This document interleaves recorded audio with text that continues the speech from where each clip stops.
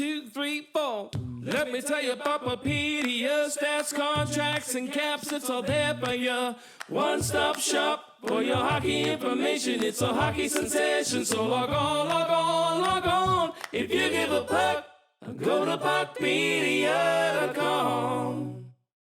Welcome to episode 11 of the PuckPedia Hockey Show. Today we wrap up our preview, hammering home the Western Conference preview with one half of the legendary Empty Netters podcast. We have Chris Powers on the show.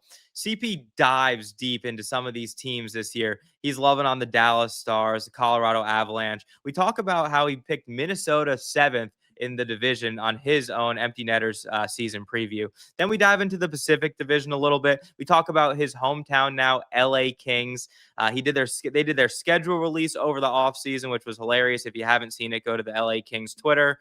We also talk about the Anaheim Ducks, a real sleeper pick. And then we kind of hammer home, the top teams like Vegas and Edmonton. And then we wrap up with his Stanley Cup picks. But unreal episode with CP. Had a good time, and I think we should just get right into it. So without further ado, let's drop the puck. We now welcome on a very special guest. I'd say he's a friend of the program. It's one half, the better half of the Empty Netters boys. It's CP, Chris Powers. Chris, how we doing? We are fantastic, man. Thank you so much for having me. Pumped to be here.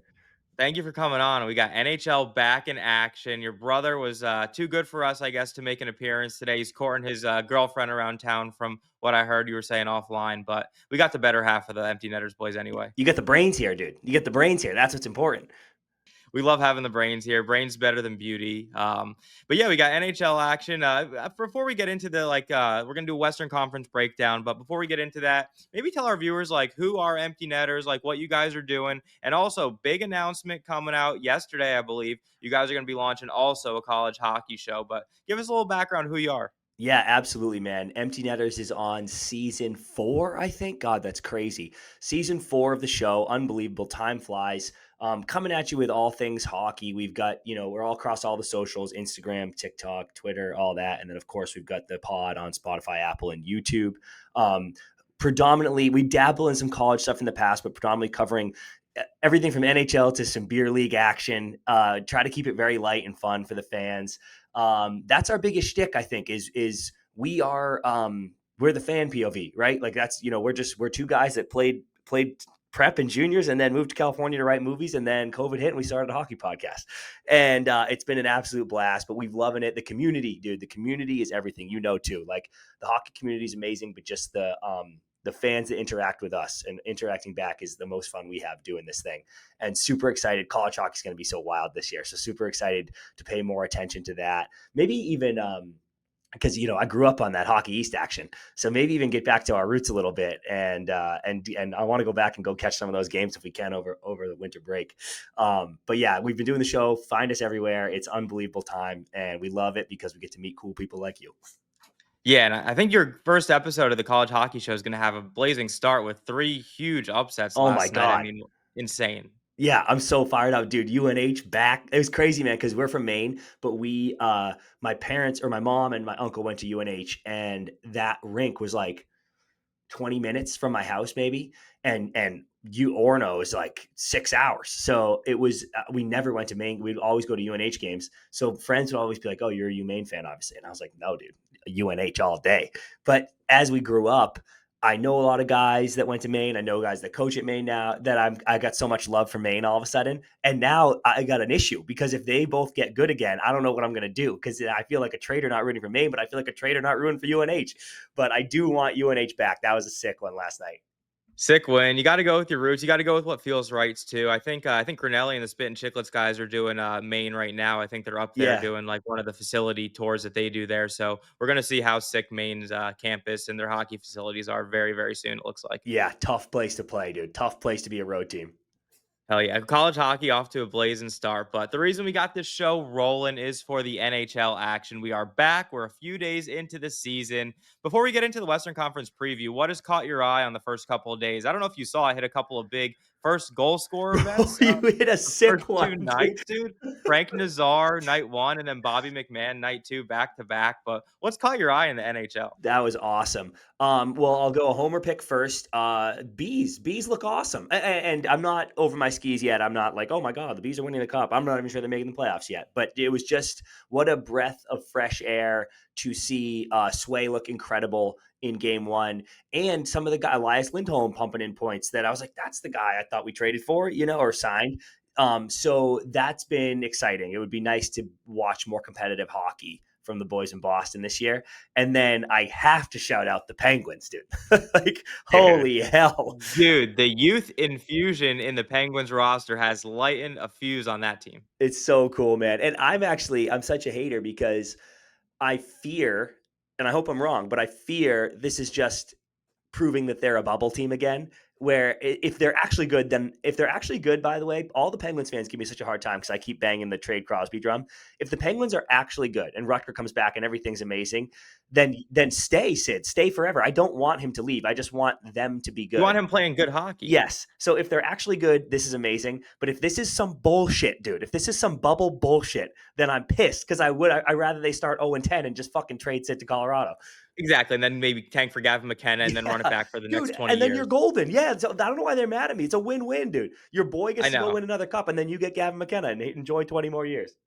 And I love when a team starts like a guy who just got drafted, who wasn't like a top 2 or 3 pick. Like Kindle was drafted, 13th overall? Yeah. And he's already like infused himself into that lineup. You also have in Vancouver, Braden Coots is going to make that opening night roster, and he played last night. He was like 15th or 16th overall. So you're getting some young guys getting a good look. I know they got the 9-game, the preview before they have to decide if they burn a year off the ELC, but it's really awesome to see some of these younger kids step in right away. And the Penguins, two wins to start. Matthew Schaefer's debut last night. NHL's buzzing. Yeah, it's awesome, dude. I'm fired up.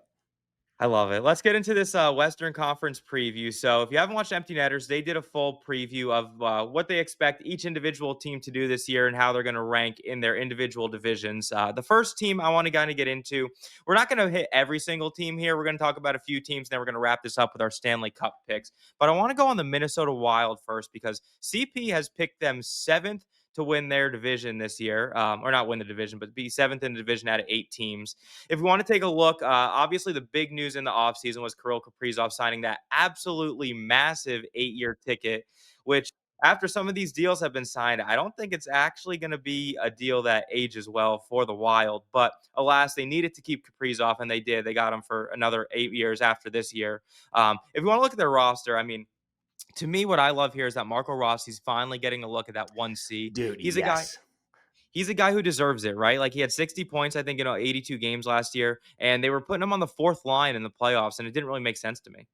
Dude, and talk about not making sense. What about all summer with everybody being like, get rid of him, he's gone, trade Rossi, like he's out of here. That was the narrative coming out of Minnesota all summer. And I'm sitting here being like, dude, teams, and he's 1C right now, but the commodity of a talented 2C can win you a Stanley Cup. And the fact that people he's got to go. I'm like, what the fuck just happened? They got him for $5 million too, right? Like, dude, that's nothing for a 2C. Like that is a with this cap bargain. Yeah. So yeah, dude, that I am thrilled for him. I think he's a great player. And I was about to say great little player, and that would have been such a ricochet, and I didn't even mean it that way. Awesome player, and that was really good business bringing him back. And then to dive into the bigger question here, actually let's talk Krill first. So funny. I think it actually helped them a little bit that Jack Eichel at least went 13.5 because there was a lot of rumblings like Jack just might take 12 because that's if he went 12 or under, like that would have been doomsday in Minnesota. Bro, it looks so insane. Like everybody, I think they legitimately were like, well, Connor's going to take 16 and blah blah blah, right? Which Connor might do in 2 years, like right. It is. He might take 20, like who knows? Yeah. And Matthews is up in like.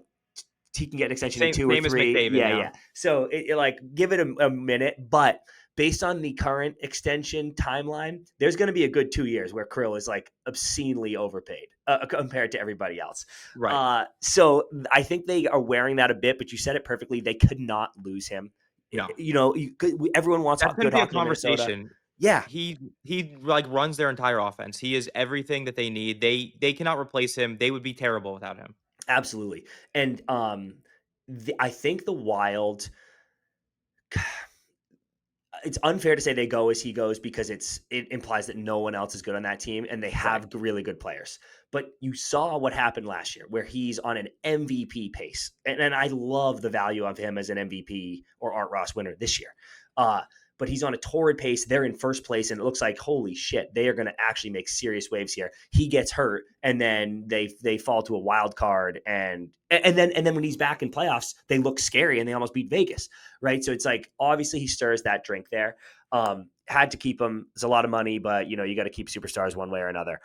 It might age poorly, but it might not. Like, you know what I mean? In 2 years, if the cap's going up, everyone starts getting their extensions. And if he's Hart finalist for the next 4 years, whatever, right. They've done such a good job elsewhere. You're okay to deal with like the last 2-3 years of that contract, knowing they're not going to age well, but you're paying for the first 4, 5, 6 years of that deal. And bro, a lot of this is because of Parise and Suter, but their contracts are off the books now. But I think like less than $2 million in cap hit when it was like $14 million last season combined. Dude, and because of those handcuffs they were wearing, they were forced to do such good business with like Boldy and these other guys. Right. That Boldy at $7 million for the next insane, 6 years, dude. He is a top, like he's not like a top 3 winger, but he's like top 10, dude. He puts the puck in the net. He's insane. Bro, if you are making a national team, certainly US or Canada at this point, if you are making a national team and you're making $7 million, what is it on 7, right? Yeah, he's on 7. Yeah. If you're making $7 million, that is a bargain. Like think about how competitive Team USA is right now. And if you're like, oh, that's a guy that should be on Team USA. And he's pretty much a shoo-in for that roster. It's amazing, dude. So because they have such good business elsewhere, they were able to overspend, which I'm sure Billy G would say. He goes, this is an overspend, but I had to do what I had to do. All good. So to address the 7th, I think when we made the picks, it was funny. We almost said, I think we say it in the episode, we're like, we should actually delay this episode till Krill gets figured out because, like, who knows? So I was afraid that was going to blow up, leave, or just like the locker room falls apart. Something was going to happen because people are being like, did you turn? Because remember the Elliot Friedman tweet or whatever, his comments when he was like, when he turned down 16 or whatever, and he said it was so awkward. Like people are in the locker room looking at that, like staring at Krill. And I was like, oh, he did just like deal with my agent. Like he just didn't want to talk about it. Yeah. So I'm like, man, this is about to get so messy. And every year, dude, something dumb happens, right? Like Nashville, everybody had Nashville doing great last year and they finished poor. They're the 4th worst team in the league, So I was kind of looking at it, and this division, dude, is sneaky, right? Like you have the top dogs, obviously, and I would like say Utah a lot. Yeah, but then I go, well, maybe Nashville slightly figures it out. Everybody loves Utah. Look what the Blues did under Monty. Other than the Blackhawks, I'm like, this one is tough. Like I kind of think most people have Dallas, Colorado, but 3 through 7. I'm like, man, that's going to be splitting hairs. So I was like, I don't know, with the Krill thing, like maybe they slip. But now that he's signed and comfortable, the only way I'm right is if he goes, I got 17 mil, baby.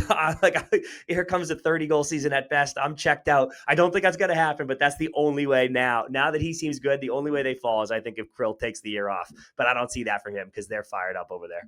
Yeah, or an injury, right? Like anytime he goes down a lot. Like he's not a guy who's been a beacon of health. Like he definitely gets injured every single season. So we'll see how that plays out this year and if he goes down. But to me, what I really like about the Wild is like I think their decor is sneaky, one of the better decors in the entire NHL. Like Zeev Boyum is probably going to take another step this year. He's going to be able to run that power play 1. You don't have to put the emphasis on Spurgeon to run any power play anymore. He can focus on his normal 5v5 and penalty kills. They got Gustafsson now locked up. They signed him after they signed Kirill. Dude. That was so good. I think he's a really sneaky good goalie in the NHL. And they got a couple young kids coming up this year. They got Liam Ogren and they got Danila Yurov from the KHL, who I think he's injured right now, but he's another guy who can take that step. They signed Nico Sturm, who basically they signed him to be a face-off wizard and dominate on the penalty kill. Zuccarello's injured right now, but he's another winger who can take that step there. So I really like this Minnesota Wild team. Like I think they'd be like 3rd or 4th in that division. I think you're right. Like everyone has Colorado, Dallas 1, 2,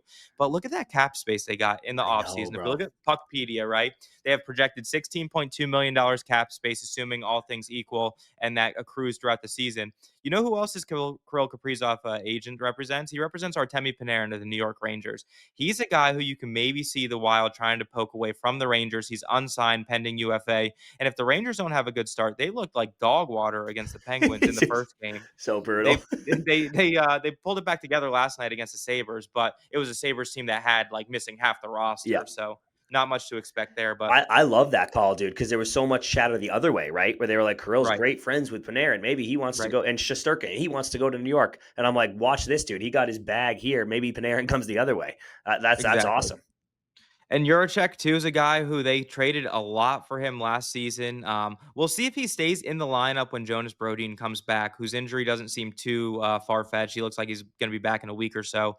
But CoolBet, our friends at CoolBet have the Minnesota Wild minus 200 to make the playoffs. So about a 60% chance there on those odds. They like it more than our friend CP here likes them to make the playoffs. But I like this team, and I think Joel Eriksson-Ek's really, really underrated center in this league as well. So underrated. Like that was such a funny one at Four Nations. Everybody's like, this guy? And I was like, watch, dude. And then I think that, because there was a couple of guys at Four Nations, right, that I think people open their eyes. Party. Yeah.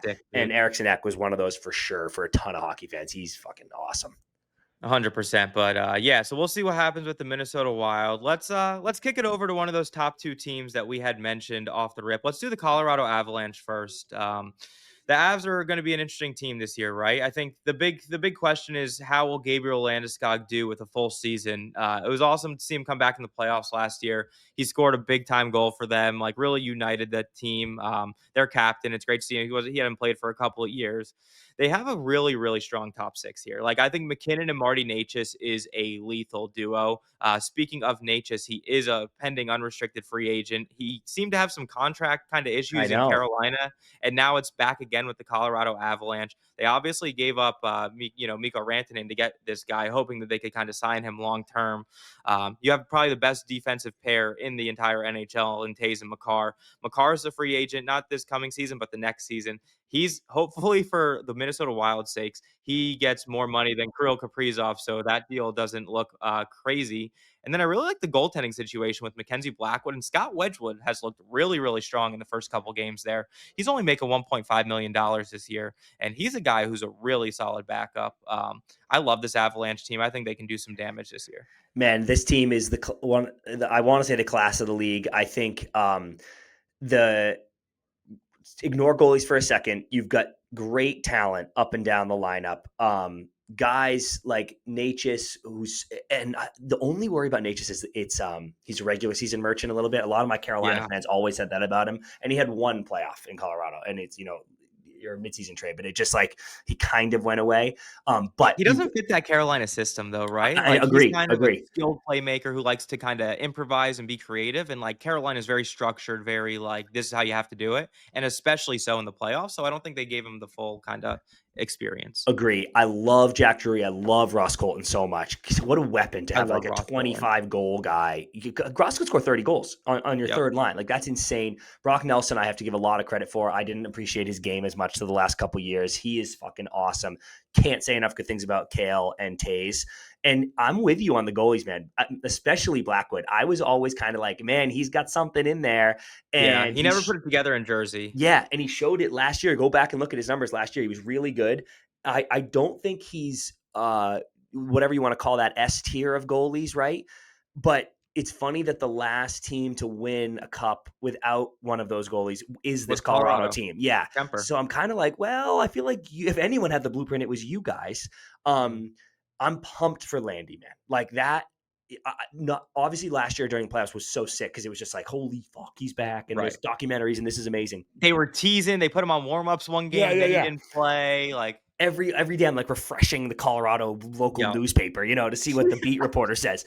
But this I almost think will be better for him because last year was fucking hype train chaos, and playoffs, regular season is intense, but dude, playoffs is such another level. I think this will suit Landy. He's had the summer to get ready, and it's more calm. He's in the room, and I think his impact, I still think he's a very good player. He's fucking 31 or some shit. It's easy to think he's old, but he's still pretty young. Yeah. He was their captain at 19.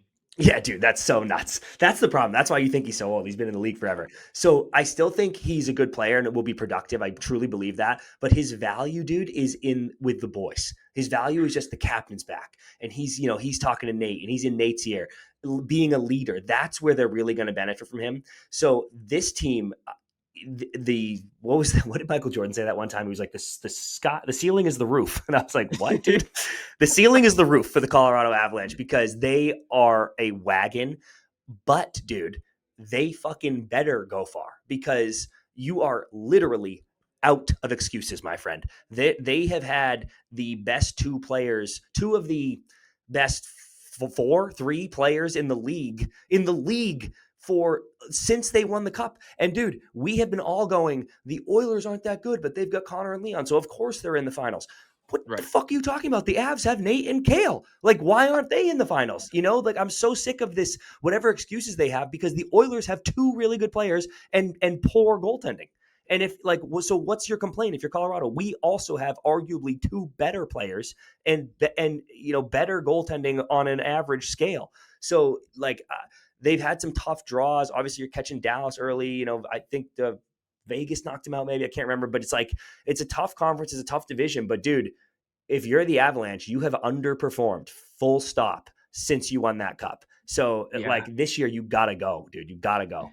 Yeah, the year after the cup run where they won, they lost to Seattle in the first round, and that was kind of like, how did that happen? Yep. But to your point too, I think that's a great point, right? Everyone's always like, Edmonton has Connor and Leon, and it doesn't really matter what else they have around them because those two guys can carry.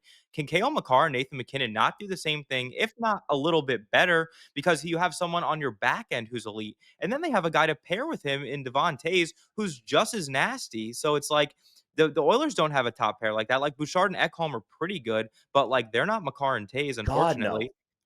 God, no. And the goaltending now, Colorado had Georgiev, who basically just got put on waivers by Buffalo. He's not really an NHL goalie anymore. But they revamped it, that trade to get Blackwood and then Wedgwood to put behind him. If Blackwood's injured to start the season, Wedgwood's very capable to do this. And I think both those guys can really carry this team. And you look at the cap space, too. They have about $5 million in projected deadline cap space. So they have a little room to add, probably not a superstar kind of player, but a depth piece.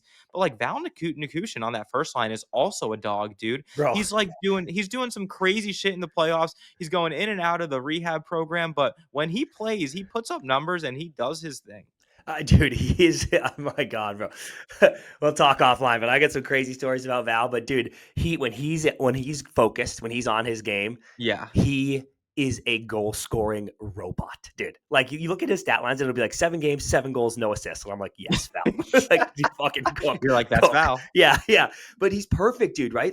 With Natchez and Nate, I'm like, yeah, dude, just put your stick on the ice and shoot the puck in the net when you get it. Literally all you have to do. Oh my God, dude. So yeah, they have all the tools, man. They have all the tools. Dallas too, but you look at this team and every team, let's say there's 4 teams in the league that wouldn't trade rosters with the Avalanche, right? That they're this is my dream. I wish I had these guys and we would make a real cup run, and the Avs have it. So they better start making cup runs. Avs are minus 1,100 to make the playoffs. So all but a guarantee to make the playoffs. 9-1 to win the Stanley Cup this year. That's probably second or third most behind. I think the Hurricanes are the odds on favorite just because the West is such a gauntlet with all these crazy sick teams. But the Avs really got it. This now or never for them. I feel like now they got to really kind of push through and make it going. Let's keep this moving, CP. Let's go to the other team that you just mentioned, the Dallas Stars, who I'm really, really high on this year. I think the Dallas Stars are finally this roster and this line. It's just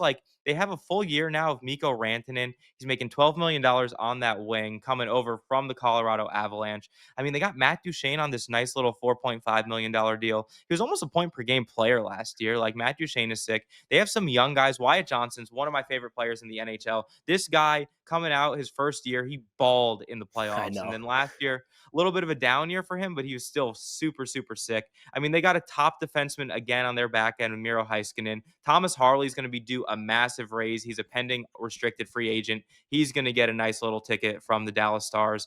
But I mean, they got some depth pieces too. Like Maverick Bork's going to be an up and coming guy. Like Tyler Seguin, he's making more money than he probably deserves right now, but he's a guy who came in and did well last year. I mean, this team top to bottom is so sick. And then Jake Oettinger on goal. I mean, what a stud that guy is. I'd be surprised if he wasn't the starter in the Olympics for USA off the bat.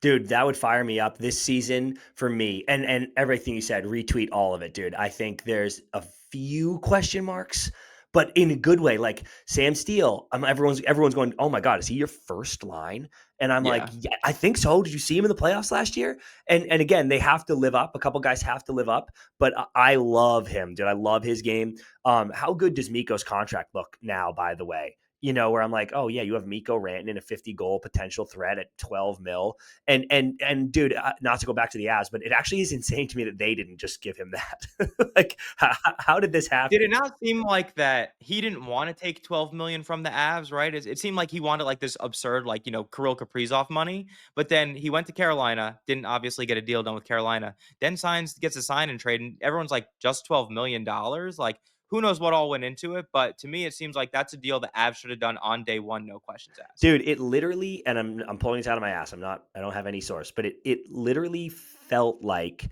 he wanted at least 13, and they were going, well, we're not paying you more than Nate on principle. Right. So like that was the impasse. So then and again, I'm making that up, but that's what it felt like. So then for him to leave and just take 12, I was like, someone has fucked up here. Or did he do that as like an FU to the Avs? Because one, the state taxes in Dallas is better than Colorado. But two, he's like, you know what? I told you I wanted this much more, but I'm going to take less just to shove it to you. Yeah, right. Exactly. So chaos ensued, but Mikko Rantanen is a Dallas Star, and he's settled. He's already scored. He looks awesome. He's going to be a machine like usual. Miro, I love. Harley, I love. Third line, and this will jumble. Ben will come back, all the shit. But like Jason Robertson, Wyatt Johnston, Maverick Bork as your fucking third line. Are you batshit insane? This team is stacked. But for me, dude, it is all about Otter. This is a Jake Oettinger season, and he has every opportunity in the world to, and he doesn't owe anyone shit. Like, I'm not saying last year was his fault. That was fucking out of pocket from DeBoer. Yeah, I can't believe he got pulled. It's the craziest fucking thing I've ever seen in my life. It cost him his job, bro. And the press conference, I was like, what is happening right now? He's like, Jake Oettinger sucks. He can't beat the Oilers. And I'm like, well, you're fired 100%. Like, there's literally no chance you're not fired. And I think he probably knew. He was like, I'm gone anyway. Whatever. He's like, I don't care. Shit. And did you see that article? And NHL did a long piece on him this summer where he was like, I shouldn't have said that. It was we lost the Oilers. But I was like, dude, that was so insane. Yeah, but anyway, but this is, if I'm Otter, okay, and I actually haven't got the chance to meet him yet. I've circled him a few times, and I'm such a fan. I can't wait to connect. But if I'm Otter, even though I know in my soul that series loss was not my fault, I want this prove it year so badly. I want to go, dude, watch this, watch how good I am. And I mean like Vezina or Vezina finalist, another deep playoff run where I'm a wall. Like, what was that 3 years ago, that Calgary series, remember? Yeah. When you're like, who is this guy? He's fucking saving him. It's up a million pucks every game. Is like the most saves ever. 46 shots on goal, like saving it like nothing. Yeah, like that guy in the playoffs. That's what I need. And I unfortunately kind of think the Stars need that. And it sounds crazy because I just argued like, well, the Avs could win the cup with Blackwood. So you'd think like, well, then certainly this Stars lineup can win the cup with a pretty good Otter performance. But I actually think, at least the way this Stars team is currently built, and I'm not tripping them because I have them so high. I love this team. But they aren't the toughest team I've ever seen. They got bullied by the Oilers. They would have got their fucking shit pushed in by the Panthers anyway, So it's like they need to play. They need great goaltending to win in playoffs because they can't, I don't think, win that I'm going to mash you in the mouth physical game in the playoffs the way we've seen teams who have won it recently do. So it's a lot of pressure, but he's the guy, dude. He's the guy for it. He wants to be Team USA goalie, right? Like he wants to play over Hellebuck. And I think he could. But if you are going to, then you need to be a dog in these fucking high pressure situations because you don't think fucking gold medal versus Canada is going to be high pressure. So that's what I need to see from him. I know it's in him, but he's got to do it. And if he does, this team will go fucking so deep. Yeah, maybe that experience in the Olympics in February will kind of propel him to Totally. make a run like that in the playoffs. Unfortunately for the Dallas Stars, one thing too is it doesn't look like they're gonna have too much cap space to really make any moves. They obviously signed Mikko to that big ticket, and now they're projected to just have $341,000 at the trade deadline. All things considered, they can move some players up and down, bury some contracts, but not a lot to do. But not a lot of holes on this team either to fill. Like they don't really have like many question marks. They have some depth. Like Petrovic is your seventh defenseman, and then when Jamie Benn comes back, you got one of those guys coming out of the lineup. Like I think they're pretty set in terms of what they need. They don't really need to add anything else. But we'll see. Hopefully this year that Dallas and Colorado don't play in the first round, so we kind of Yeah. at least get it in the second round. I know Winnipeg's going to try to do everything they can to run it back this year. We'll see how that plays out. But I kind of hate the divisional format Dude, playoff as well. Like we'd have to do a whole nother brutal. pod app to get into that shit, dude. It's fucking insane. Yeah, but that's how the Central Division kind of shapes up for us on this. Anything you want to touch on? Either any of the teams we didn't touch on, like the Preds, Blackhawks, Blues, Preds, I'm Jets? really excited. I mean, dude, like I said at the top, 3 through 7, I think is going to be wildly interesting. And no knock on the Blackhawks. They won't be good yet, and that's fine. The Preds, I'm so excited to watch because I think 2 years ago they actually weren't that good, and then got super hot at the end of the year, and then almost it was That was the U2 like Vancouver. sphere Yes, yes, situation, right? yep. And then they almost upset Vancouver in the first round, and I think we all got a little drunk on that hot streak, being like that was the Preds instead of looking at the Including whole Barry year. Trotz. Yeah. And then they go after that hot streak. Then you go Stammer and Marshy. Oh, holy fuck! So Brady then, Shea. Brady Shea. So I'm like, oh my god! I think I picked them to win the division. I was like, they're going to be nuclear this year. Didn't mesh at all, and in a bad way too. Like it was kind of like a system problem where I was like, oh, actually, I'm not Totally. sure you can get the most out of Stammer like this. So I'm fascinated to watch them this year because remember, to go cross sport again, but Tom Brady goes to the Bucks, right? And the first couple weeks they weren't playing that well. And I Yep. remember there was because being a Pats guy, I was obviously very invested in Brady's run there. And I remember there was a big moment where Brady was like, "Yo, let me just let me do the offense I want to do. Like I came here, you're trying to make me do the Bucks offense. Let me just do the Patriots offense here." And then bang, they win the Super Bowl.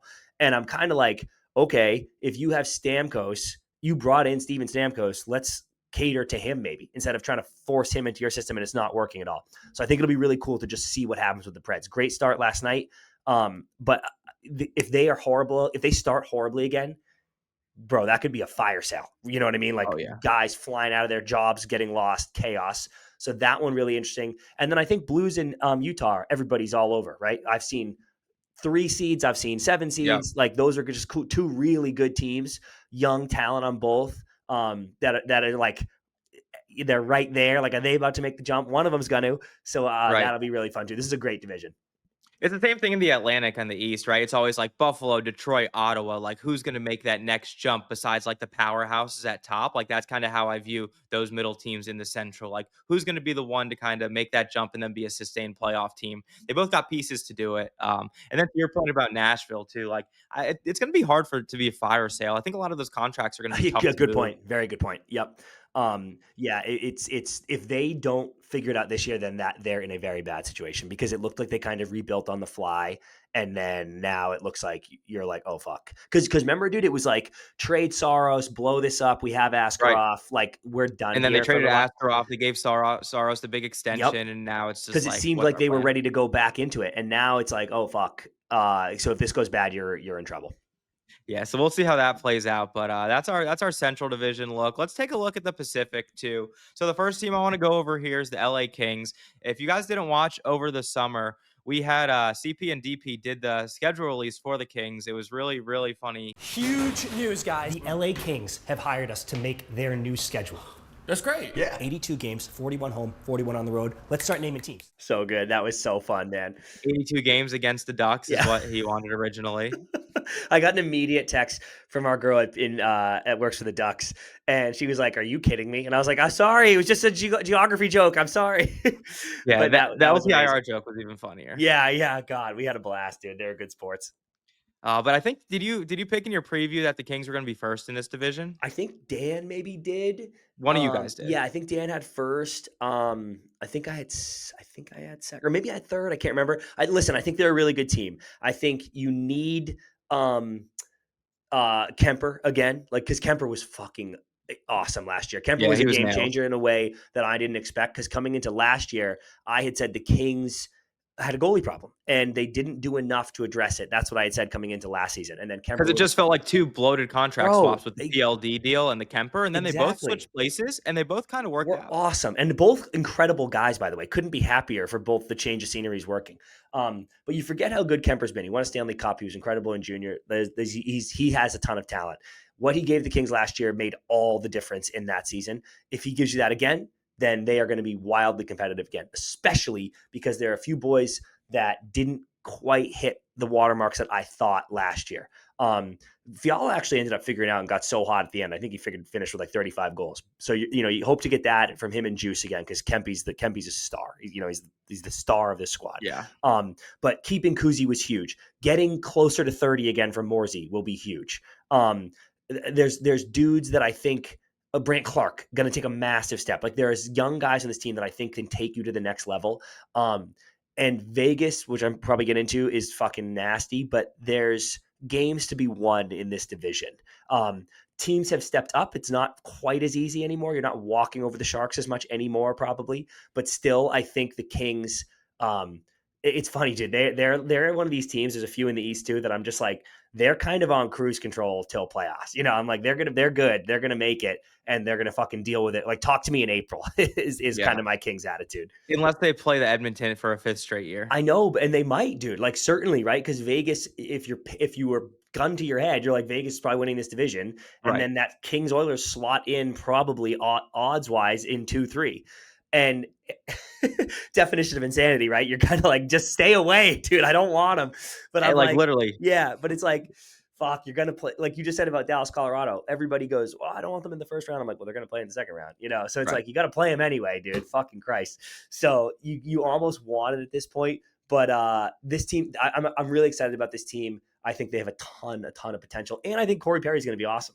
He was funny. He kind of got booed. We were at opening night. He got booed in the home opener. Yeah. It's like, what the fuck? Fans, dude. But and I was watching the What Chaos guys, like Pete Blackburn. He got a Corey Perry jersey from the team store, and they were saying that this is the first Corey Perry Kings jersey they had sold. That's they have not sold a hilarious, single dude. Corey Perry Kings jersey. So crazy. I think they're going to love him, dude. I think they're going to love him. I had a fun. We were hanging out a couple times this summer. Great dude. Loves hockey. Is here to win. Is here to make a difference in playoffs. When he's back from injury, I think that those boos will go away real fast when they see what he can do. Yeah, and the Kings got some space to work with at the trade deadline, projected $8.6 million, so definitely got some room to add. I think a couple questions that people have about the Kings is that second D pairing of Brian Dumoulin and Cody Ceci. I think a lot of people were not, they were taken aback by the contracts that were given out. Both of them got term. Both of them got over $4 million AAV. Both have trade protection. And they've gotten caved in the first couple of games. And I think like it was kind of Ken Holland's stamp on this team. Like this is what I'm going to do. And they lost 2 guys in the offseason in Gavrikov and Spence, who are making combined $8 million, 8.5, the same exact as Dumoulin and Ceci. And people are saying that that's a downgrade for the Kings defense core. Yeah, I think it's tough because I know both those guys well. But they would tell you like they're probably the third pairing, like on paper, right? Matchup wise. Listen, dude, like get your bag. I'm never mad at any player for getting overpaid. I think a guy who's on the Kings last year and is now on my Bruins, I think Tanner Jeannot was overpaid by Boston. Yeah. Right. But he does a job there. These guys do a job here. I thought Dumoulin was awesome when he came over to Jersey and in the playoffs. He was their best defenseman. 100%. So like they have value. They've got stuff in their game still. The thing I agree with you is it was just weird with the Holland thing. Like Holland came in and then like this was what we did. That was a strange, like, oh fuck, I thought this was going to be like either huge changes or more calculated changes. This felt like a lot of money for something that we didn't totally need. But dude, they looked slow against not just those two. The whole team looked slow against Colorado. Colorado's nasty, but that opening night, I was like, oh fuck, yeah, like that was not good. But hey, that was a fucking lot of fight in that Vegas game, which was sick to see. Unreal comeback. So the boys, they've got something. They're going to deal with some injuries, and they're going to. I think if you're asking me where they struggle, because there's question marks at every level on this team, I will say, in terms of contender. But if I'm picking, I go, they're going to get everything they want out of Kemper, and they're going to get everything they want offensively from some of these guys that take a half step up. If they struggle, I think it's on the blue line. So, that's where you got to keep your eye on it. They're deep in center too. Like Kopitar, Byfield, Deneau, and then Turcotte is your 4C. It's incredible, like dude. That's really good Really down strong. the center. The big question is going to be, what's Kempe's new deal going to look like? Is he definitely staying in LA? Like, it sounded like his number was around $10 million, and then he hit pause once he saw some of these deals, and now he wants closer to that $12 million range. Do you think he's worth a $12 million contract on a long-term deal? I think he is, dude. I think he is a bright, shining supernova star. I'm serious. I know most fans, especially East Coast people, don't watch West Coast games that much, don't see the gaudy points he's putting up. But dude, this team is built more like a Vegas, like Jack Eichel leading the team with 66 points. If you put Kempe on the fucking Oilers or on a team that wants to run and gun, he would have 50 goals. He's got flashy production. Exactly. Like, he is everything you want from a player, both as a talented hockey player, but also as a person. He is the man. He's great in the room. Everybody loves him. It's just like, he is the dream hockey player, is that man. So yeah, give him whatever he needs, because kind of in the same way with the changing of the guard, Kopi obviously leaving, Dewey, a few years, I'm sure. And obviously they have young talent too. Q is a fucking weapon, right? Like, there's guys coming up, but this is a type of guy at this stage of the Kings. This is a Kirill comp. Like, you can't lose. If you lose Adrian Kempe, what are we doing here? You know what I mean? Yep. So it's kind of like, bro, you gotta figure out a way to make that work. Yeah, Kopi's last year too. Like, you want to see the Kings do well for him. Like, he's just been a staple in that organization. Like, 20 years, couple cups. Like, just he's still like a Selke contender, and is like, he's a savage. Dude. It's funny because everyone's always like, "You Kings fan now?" And I'm like, "Yeah, I love the Bruins, I love the Kings, and I love a lot of guys in the league. I'm rooting for my friends." But it would be so sick if the Kings won the cup this year on Kopi's last year. That would be fucking awesome. Yeah, our friends at CoolBet got that at 20-1 odds. So if you think that the Kings are going to possibly do it, plus 2,000, you're getting some good value on the Kings. Let's kick it over to a team that's on the rise, I would say, and that would be the Anaheim Ducks here. So the Anaheim Ducks, or some people are calling them the New York Rangers West. A lot of former Rangers on this team, a lot of young talent. They just locked up Mason McTavish to a nice 7x7 or a 6x7 deal. Just a lot of good players. Like Leo Carlson's the kind of guy who's drafted second overall. He's on that first line now, ready to take the next step with Troy Terry and Chris Kreider. You got Beckett Sennecke, who's finally going to make his debut in the NHL. Like, he's kind of sick. You got that third line too. Like, Granlund was a guy they got in the offseason, paid him a hefty price, right? $7 million on that contract. Frankie V puts, 20, 30 goals in, no problem, every single year. That back end too, I love Jackson Lacombe. Like, nasty, I've been on Jackson Lacombe for a couple years now. Like, he is just an absolute stud. That team in college that they had too was unreal. And then he just comes right into the pros, signed that big ticket. Like, they say how tough a negotiator that Pat Verbeek is, and Solomon, who used to be the Kings guy, now is in Dallas or in Anaheim as well. They just kind of gave him that deal. It felt like that, which goes to show how impressive he's been. If you can kind of get a guy like Pat Verbeek to just give you that kind of contract. Dude, this team obviously not the best start yet. But I know that my biggest fear about the Ducks, dude, is how much everybody has them as their sleeper team, right? Because I sometimes think that can get in your head. But it was like the Preds last year, exactly, right? Exactly. Yep. So that legitimately worries me. But I think Quenneville is a great guy for this squad. I keep saying this, but he did this exact thing in Chicago. He inherited a team with a bunch of young talent and took them to 3 fucking cups. I'm not saying the Ducks are going to win the next 3 out of 5, but I'm telling you, this roster, I think Dan said it, is like the all potential roster. Like, you look at this team and you're like, holy shit. They made great ads. I think Kreider's going to be awesome. I think Granny's going to be awesome. I love Frank. I love Cutter. I love Leo. Holy shit. McTavish, nasty. Troy, you know what I mean? Like, I look at this team and I'm like, what the fuck? These guys are gross. So this one is, I'm super excited. I fear a hype train letdown. And it's early. Like, I'm still one riding game, hope. They lost by a goal. I'm still riding hope. I just think Seattle's so bad, and I'm like, fuck. I know, but I'm like, I'm riding the hope still. I think they're going to be really. I know they're going to be competitive throughout. Like, they're not going to fall off a cliff. But it would be so fun to see this team make playoffs. And even if they don't, I would tell Ducks fans, take a breath, because it's like we are in great shape. This team is going to be, it's easy for me on the West Coast, but this is like one of my appointment viewing teams this year. I just think they're going to be so fucking fun to watch. Yeah, I went to that Duck Stadium last year too. They have the sickest merch store, by the way, I inside the know, stadium. dude. It's so It is awesome. huge, and there are so many different like collabs and stuff. Like I Yeah. wanted to buy like $500 worth of stuff, and then I was like, wait a minute, I'm not a Ducks fan. Like, why? Yeah, do I yeah. bother? Well, I did the same thing. We were doing the Kreider interview, and I'm down at their practice rink, which is also incredible. And I'm like popping. I'm in the merch store, dude. And I'm like, when am I going to wear this? but yeah, maybe I'm a Ducks fan now. Did they get They get the 4 seeds, sneaking a wild card, dude. I'm a Ducks fan all playoffs. It's going to be sick. Exactly. So their playoff odds on CoolBet plus 270. So like you mentioned, like no one's really expecting them to make the playoffs, but people are picking them as their sleeper pick to surprise you. They have a couple UFAs too if they want to sell at the deadline, like Gudas and Trouba. Some veteran presence on that right side. I love Dostal in goal too, Me too. dude. About That time. guy Yep. is sick. Like he just signed a nice new ticket, $6.5 million. I think he's definitely their goalie of the future. And Mrazek behind him, Ville Husso, like they're not the greatest, but like they can do a job if he goes down.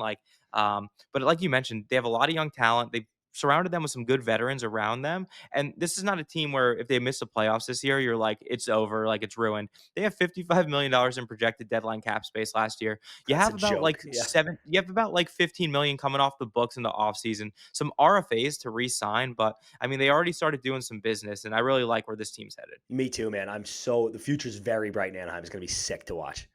Yeah, let's just wrap up here on the last division, Pacific Division here. We got obviously Vegas and Edmonton is like the top two dogs. We got Mitchie Marner playing on that line with Eichel to start the season. They look absolutely slippery out there. Dude, What are your thoughts kinda on Dorofiev's going to score 70 goals. Like, he's on pace for what, like 162? Like it's ridiculous. oh my God, dude. That was insane. That line, I knew they were going to be good, but that line looks fucking dangerous, man. Yeah, it's gonna be, and Barbashev like fits a nice role there. Yep. Like you forget they have Mark Stone too. He was just kind of under the radar in the first game, and he's still just like absolutely sick. Their decor even without Petro is still like a really solid decor. Aiden Hill didn't look that great, I would say, in like the first game, but he bounced back. There's the worry there. I've been a Hill guy for a long time. I just thought that playoff run was just fucking ballsy, really ballsy. Third man up, with Johnny Quick in the wings, right? Like I thought it was going to go to Quickie. I've always been a huge fan of his for that reason alone. And he's got, I guess all goalies do, but he's confidence level. I was talking to him at Four Nations, and he's like, I should be in the net, like that. And of course, every Swayman was saying that. Right. Otter says that, like everybody says that, but he's got it up here. He's a little. It's aggressive in a good way, but he's sometimes like he's across the net a lot for me. Like I was talking to Merles, and he was like, dude, the best goalies are just like calm, like you don't feel like they're moving that much. He's doing too much. Yeah. And like some of Hill's best saves are like flying across the crease. And I'm like, holy shit. So that did you need to do that? Yeah. So like it worries me a bit, I guess, but I don't know, man. It's hard to chirp someone who won a cup. Like, to be like, oh, they can't win a cup because they have Hill. And I'm like, well, they surely can because he did it. And they're even better now. Right. So, yeah, I'm fine if you want to ask questions about Vegas. That's probably where I'm asking them, but I'm not really asking because I'm like, that team's good. That team's really, they're a really playoff good. team. They're built for it. Yep. Like they've done it. And they added Mitch Marner, who had 102 points last year. And like, man, him and Jack, I like, holy fuck. That's going to be awesome. And then they locked Jack down. They got him at $13.5 million for the next 8 years. And then we go to the Oilers too, like Connor and Leon back in action. McDavid's crazy, ridiculous deal that unbelievable. I What can't a stop stud. talking about. What a stud. Biggest discount in all of sports. Finally, a guy who says, I'm here to win, Bro. and then actually puts it behind him, right? Because other people say it, and then they take a big ticket, and you're like, are you really here? Or you just now service, right? Like he literally showed us what he actually meant. With the guy getting 14 on his own team, who's obviously nasty too, but I could not have more respect for Connor, man. That deal, like, anyone that's chirping Connor for anything can shut the fuck up now because, seriously, man, he went like this. I want to win here. You guys have failed me as harsh, but he has delivered, right? Like there hasn't been a playoff where I'm like, well, McDavid. They didn't build the perfect team around him. Let's just put it that way. Sure. So they didn't build a perfect team around him. He goes, I don't want to leave, but I do want to go somewhere that is going to make an effort to put a team around me that can win. I will give you another chance to do that. And not only that, but I will give it to you at a discount, which was so the same amount of money he's making now, bro. Like, and he signed that deal with one Hart Trophy and one Art Ross. He now has fucking 3 MVPs, 4 Art Rocket. Like that, no one has ever deserved a pay raise more, except maybe me. Somebody, but you know what I mean? Connor McDavid could have asked for the moon, and especially at 2. Like he could have been like, listen, dude, give me 15, give me 16. I mean, he could ask There's for no more than long-term Krill. commitment. Yep. But dude, we're good. What a legend, man. I am rooting for him so hard. There's times in the past where I'll get into it with Oilers fans because I actually love it up there. I've met some great people up there. I've had so much fun. The rink is amazing. Towns, like they love that team so much. And I have had boys on the Panthers, like friends of mine on the Panthers that I'm like, oh, I hope the Panthers win. You know, as simple as that. And now I can't tell you how much I want to see Connor get a cup for Edmonton before they go. And I want Connor to get a cup more than anything, more than like my loyalty is to Connor and more than the Oilers because I'm so appreciative of what he did here. But I want him to do it there now because he deserves it for this move. Do you know what I mean? Like he could have left, he could have demanded a trade, he could have done so much to them. But the fact that he was like, I'm gonna give you guys this shot. I hope he gets it there because I don't know because I don't know him that well, but I assume that would be a pang of regret his whole life. Even if he goes to wherever the fuck and wins 3 cups, wins 4 cups. Doesn't matter. I think he'd always be like, fuck, I wish I had got one in Edmonton for Canada. That would have been awesome. Because I fucking promise you he's not going to another Canadian team if he leaves. He's going Dallas. Yeah. It's the aspect too of like not only for Edmonton, but like Canada hasn't won a cup in 30 plus exactly. years. So and it should bringing be him. It back to your country, right? Like, of course, it's him. It has to be him. Like, he's our guy. The only other one is if Sid gets traded to the Habs. If Sid gets traded to the Habs and does it there, I'm like, oh, okay, it was Sid. But it feels like it should be Sid or Connor that finally gets Canada that cup. That's why I want it to happen for him now. And I think I always wanted it, but after this move, like lifetime respect forever. Because he's 100%. The fucking man. Yeah. And it would feel weird if like one of the American captains like Austin Matthews or Quinn Hughes or Brady Tkachuk kind of was the guy like in Canada to bring it home to them. Because it's like, well, you're American and you're playing for America in the Olympics. But I understand like your team is in Canada. Yep. No, 100%. Connor and the Oilers. Like, and dude, you're seeing like, I didn't love the Wallman deal, honestly, but Ekholm taking that pay cut. Yeah. I'm like, bro, this is what does it. Like Connor doing that deal tells the team, let's go, dude. Let's fucking win right now, please. And they're like, we can't lose. Like everybody has an extra spark. Right. Like we're not going to lose Connor before he wins. Like I really think this is a domino effect that's going to pay off big time for the Oilers. Yeah, and they use that Connor money right away, like you mentioned, right? They signed Wallman to a 7x7 deal. They signed Ekholm, I think it was 3 years at $4.5 million, which is a sick deal for Ekholm because he's also really good. Oh my God, yeah, I know he's getting older, but he's been great.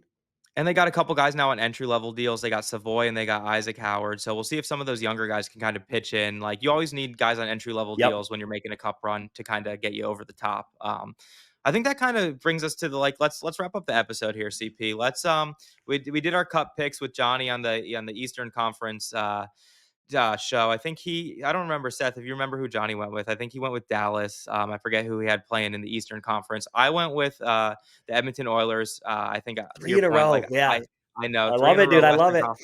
And they finally did it. I had Carolina coming out of the East. I just think that for 7 or 8 years, Carolina's just been a team that's been on the precipice and just like so consistent.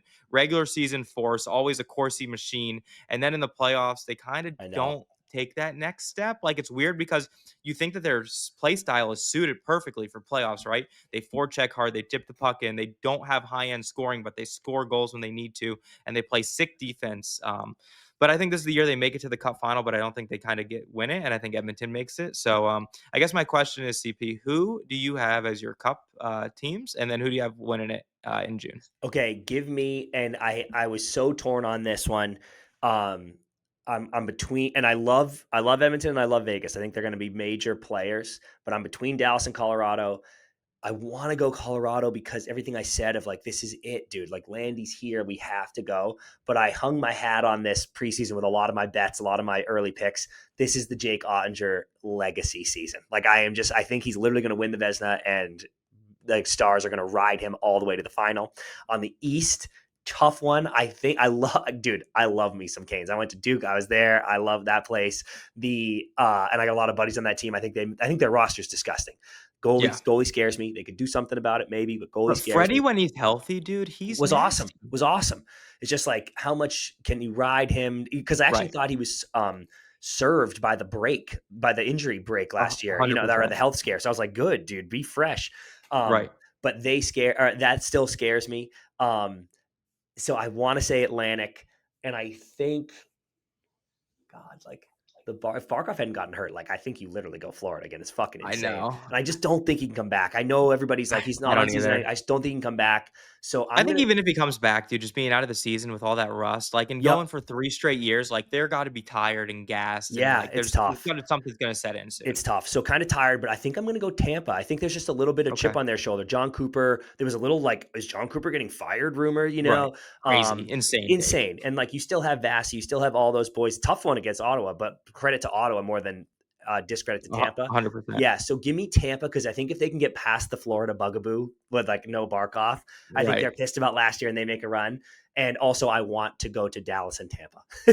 so give me a fucking Dallas Tampa final. Pick some good cities. We all laughing, dude. Everybody's happy. Oh, I got to pick a winner. Yeah. I'm going Dallas. I got to go Otter. I've hung my hat on it. Otter legacy season. Conn Smythe, Vezina, bang. Jake Oettinger. You've been on the Otter train for sure. Yeah. Even out of the Atlantic too, I like Toronto this year a lot too. Like, me too. I think their roster, like, even though they lost Mitch, like they have the Marner line now, they call it, with Waugh, Joshua, and McKelly. Like they can do some damage, I think, and they kind of reshaped how their forward group looks. Oh my God, it's gonna be awesome. They were the second best team last year. Everyone likes to make fun of them. They took give Florida the best series. Totally. And Tampa, I think Tampa has maybe the best top line in the NHL with Gensel, Point, and Kucherov. Like, it's ridiculous. I love when a team loads up. It's ridiculous. It's so fun to watch.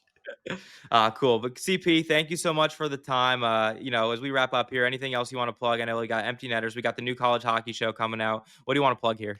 Just the Netters, guys. Go check us out everywhere. Like I said, all the socials, Instagram, TikTok, Twitter, all that stuff, YouTube, Spotify, Apple. It's going to be such a fun season, college and NHL. So come along for the ride. Hell yeah. Well, thanks for the time, and let's enjoy some hockey. Hell yeah, buddy. PuckPedia.com